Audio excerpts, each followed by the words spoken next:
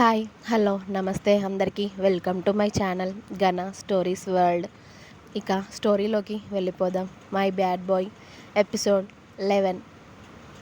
మా ఫోటో చూసి నేను వాడి వైపు నవ్వుతూ చూశాను. ఎలా ఉంది అని వాడు కళ్ళు ఎగరేశాడు. సూపర్ అన్నట్టు సైగ చేశాను నేను. పద అంటూ ఆ రూమ్కి అటాచ్గా ఉన్న బాల్కనీలోకి తీసుకువెళ్ళాడు. ఆహా, అక్కడ ఇంకా చాలా చాలా బాగుంది. చిన్న చిన్న ప్లాంట్స్తో భలే డెకరేషన్ చేశారు మొక్కలతోనే. సూపర్ ఉంది బావా అంటూ ఇక ఆ ఇల్లు అంతా ఒక రౌండ్ వేసి వచ్చి, ఇది ఎప్పుడు కట్టించావు బావా అని అడిగాను వాడి చేయి పట్టుకొని. 1 ఇయర్ ముందు స్టార్ట్ చేశానే, మొన్నే కంప్లీట్ అయ్యింది. ఫస్ట్ నీకే చూపించాలి అని తీసుకువచ్చాను. నిజంగా నాకు చాలా నచ్చింది బావా అని చెప్పాను. నా కళ్ళల్లో హ్యాపీనెస్ని చూసి, ఓకే ఇక వెళ్దామా అని అడిగాడు. హా, ఇంటికేనా ఇంకా అని అడిగాను. ఆహా, డిన్నర్ చేయవా? మన రెస్టారెంట్కి వెళ్ళి తిన్నాక ఇంటికి వెళ్దాం, ఓకేనా అన్నాడు నా నుదుటిపై పడుతున్న హెయిర్ వెనక్కి అంటూ. ఓకే అని గుడ్ గల్లా తల ఆడించాను నేను. కమ్ అంటూ నా చేయి పట్టుకొని బయటికి తీసుకువెళ్ళాడు. వాచ్మెన్కి కీస్ ఇచ్చి మేము కార్లో స్టార్ట్ అయ్యాము. బావగాడు డ్రైవింగ్ చేస్తూనే నా వైపుకి చేయి చాచాడు. నేను అయోమయంగా వాడి చేతిలో నా చేయి వేశాను.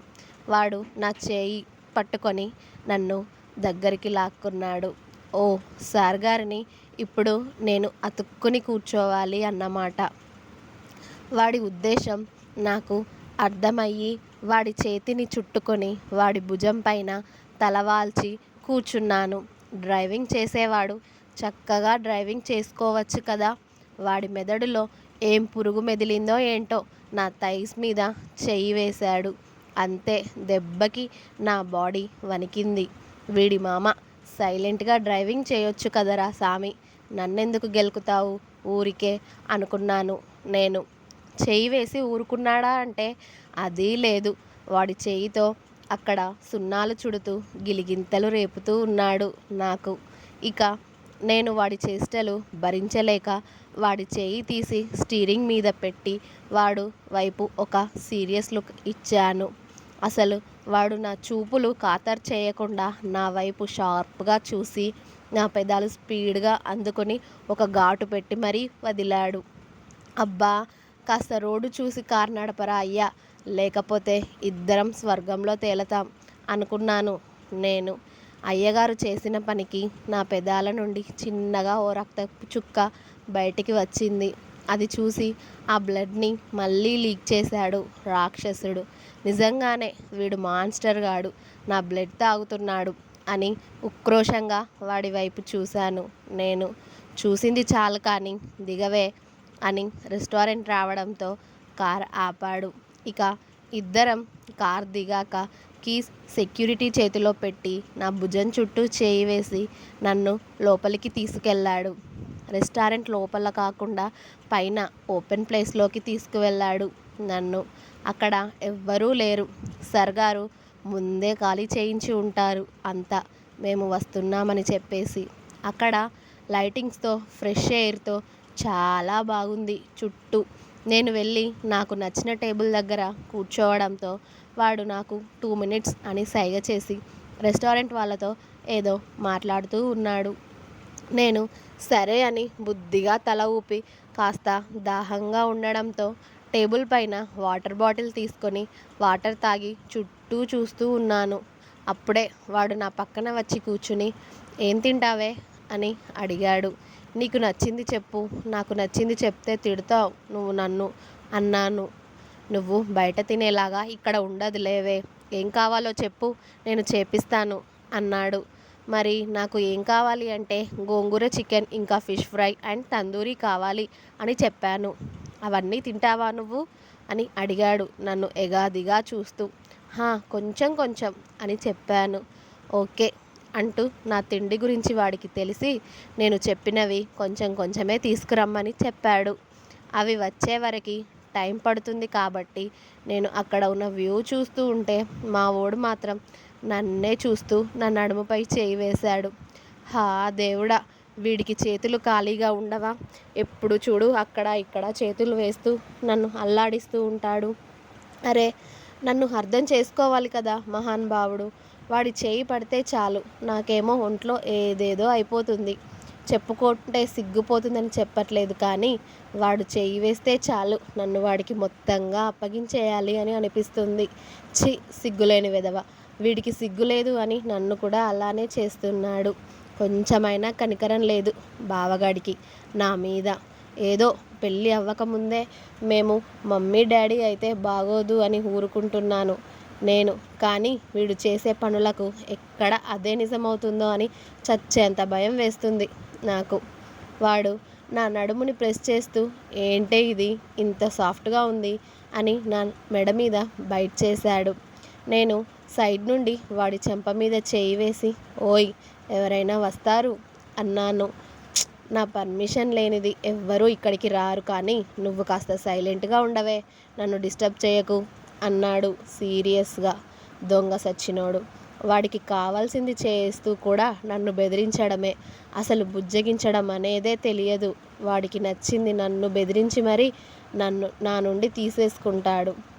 దొంగ సచ్చినోడికి బెదిరించడం తప్ప బుజ్జగించడం అనేది రానే రాదు అనుకుంటూ వాడు వేసే వేషాలకి నాకు మైకం కమ్ముతుంటే వాడి హెయిర్ గట్టిగా పట్టుకున్నాను. నేను మెలికలు తిరగడం చూసి ఇక నన్ను వదిలి ఎందుకే చేపపిల్లలా కొట్టుకుంటావు, కుదురుగా ఉండొచ్చు కదా అన్నాడు నన్ను. అరే, వీడే ఎక్కడెక్కడో చేతులు వేసి నన్ను ఏదేదో చేసి కుదురుగా ఉండమంటే నేను ఎలా ఉండాలి చెప్పండి? వాడిని బయటికి ఏమనలేక నా కింది పెదవిని ముందుకు పెట్టి వాడి వైపు చూశాను.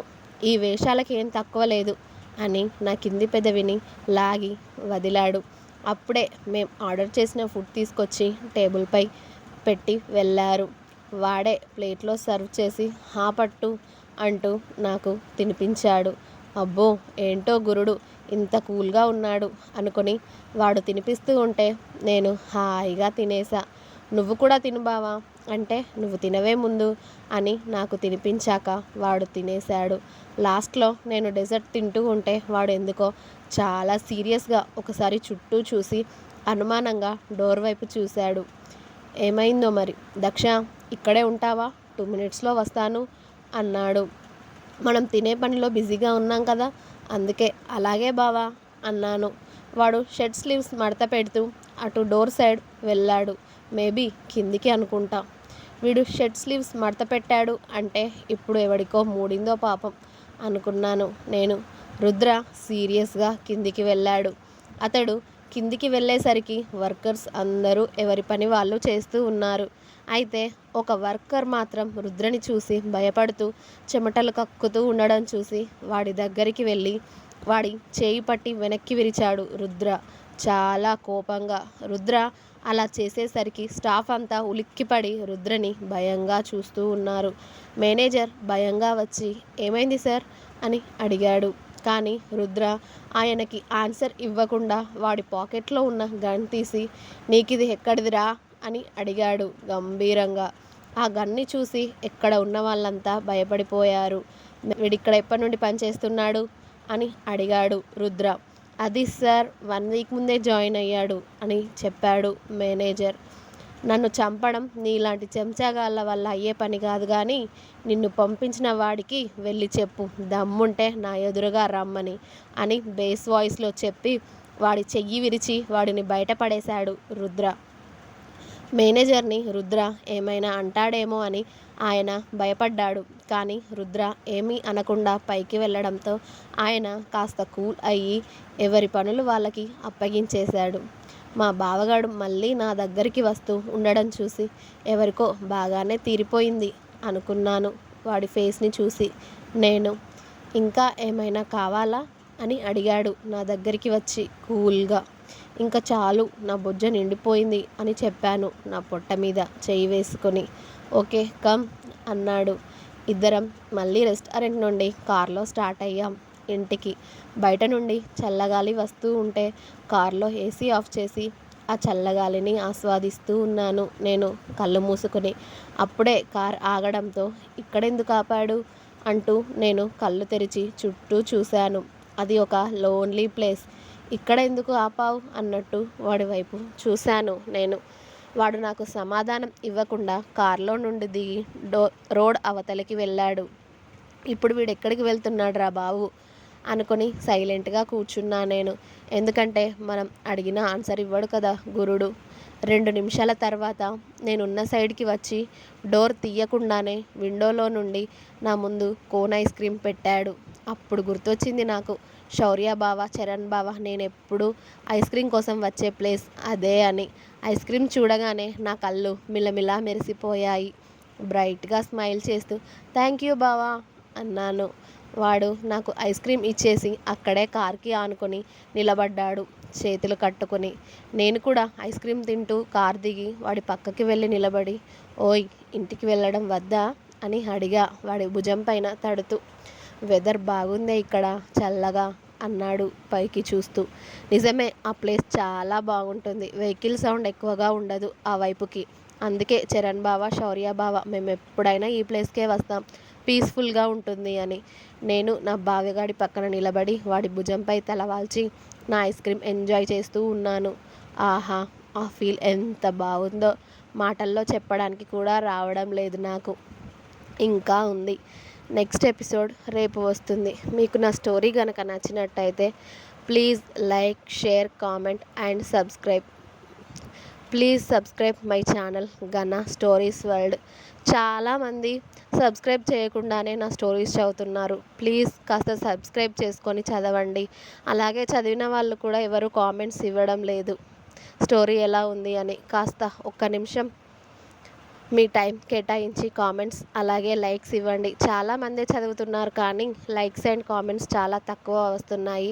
మీ కామెంట్స్, లైక్స్ ఎంత ఎక్కువగా వస్తే నాకు ఇంకా స్టోరీస్ రాయడానికి అంత ప్రోత్సాహంగా ఉంటుంది. Please like, share and comment. Thank you.